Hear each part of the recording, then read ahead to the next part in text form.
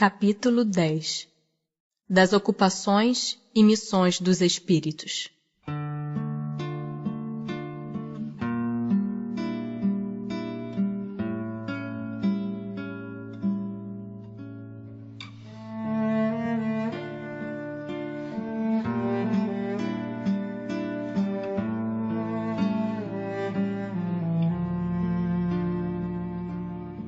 Alguma outra coisa incube aos espíritos fazer que não seja melhorarem-se pessoalmente?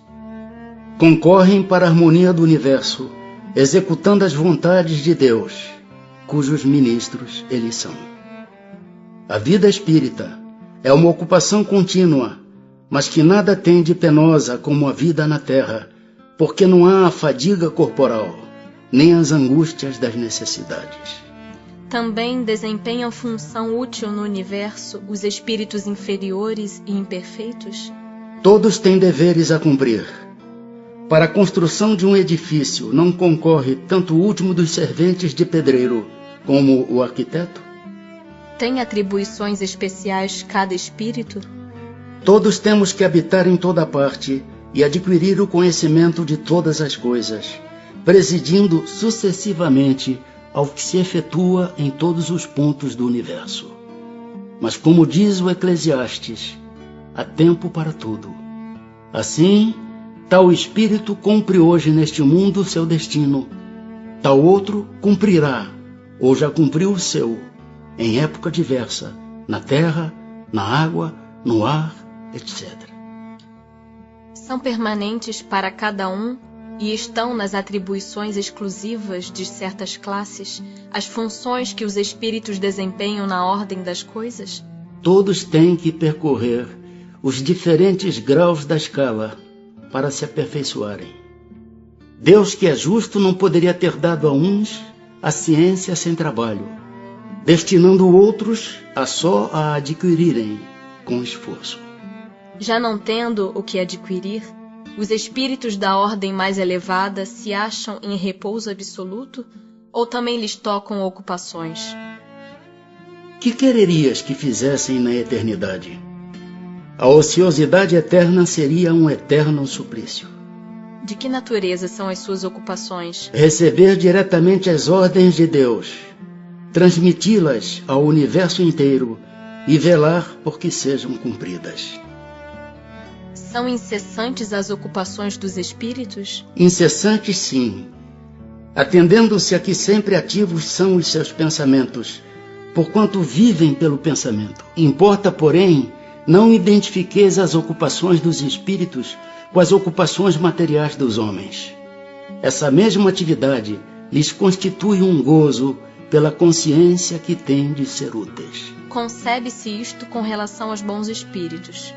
Dar-se-á, entretanto, o mesmo com os espíritos inferiores? A estes cabem ocupações apropriadas à sua natureza. Confiais, porventura, ao obreiro manual e ao ignorante trabalhos que só o homem instruído pode executar? Haverá espíritos que se conservem ociosos, que em coisa alguma útil se ocupem?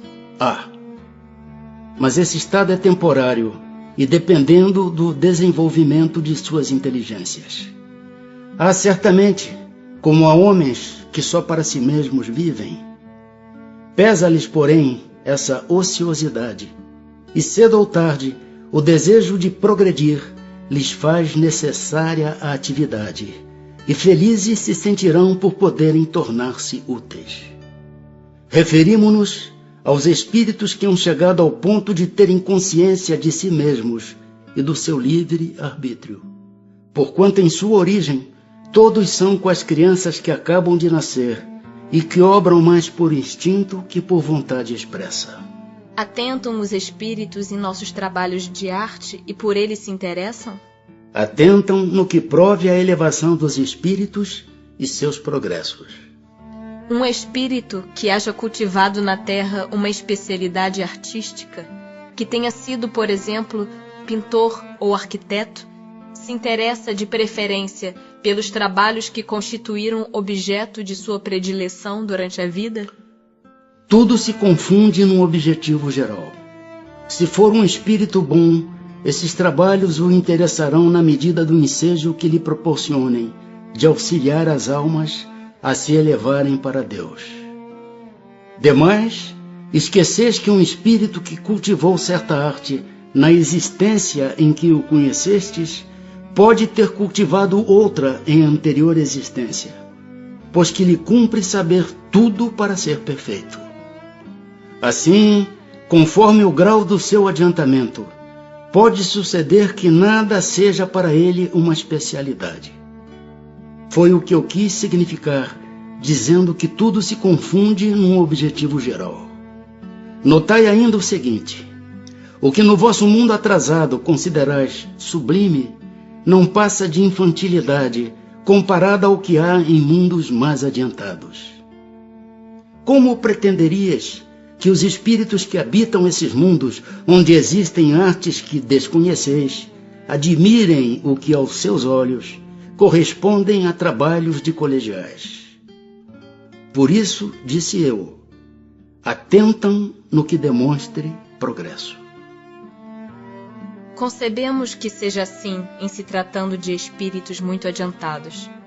Referimo-nos, porém, a espíritos mais vulgares que ainda se não elevaram acima das ideias terrenas. Com relação a esses, o caso é diferente. Mais restrito é o ponto de vista de onde observam as coisas. Podem, portanto, admirar o que vos cause admiração. Costumam os espíritos imiscuir-se em nossos prazeres e ocupações? Os espíritos vulgares, como dizes, costumam. Esses vos rodeiam constantemente e com frequência tomam parte muito ativa no que fazeis, de conformidade com suas naturezas. Cumpre assim aconteça, porque para serem os homens impelidos pelas diversas veredas da vida, necessário é que se lhes excitem ou moderem as paixões. Os espíritos que têm missões a cumprir, as cumprem na erraticidade ou encarnados? Podem tê-las num e no outro estado. Para certos espíritos errantes, é uma grande ocupação. Em que consistem as missões de que podem ser encarregados os espíritos errantes? São tão variadas que impossível fora descrevê-las. Muitas há mesmo que não podeis compreender. Os espíritos executam as vontades de Deus, e não vos é dado penetrar-lhe todos os desígnios. Os espíritos percebem sempre os desígnios que lhes compete executar? Não. Muitos há que são instrumentos cegos. Outros, porém, sabem muito bem com que fim atuam. Só os espíritos elevados desempenham missões? A importância das missões corresponde às capacidades e à elevação do espírito. O estafeta que leva um telegrama ao seu destinatário também desempenha uma perfeita missão, se bem que diversa da missão de um general. A missão de um espírito lhe é imposta ou depende da sua vontade? Ele a pede, e ditoso se considera se a obtém. Pode uma igual missão ser pedida por muitos espíritos? Sim. É frequente apresentarem-se muitos candidatos, mas nem todos são aceitos.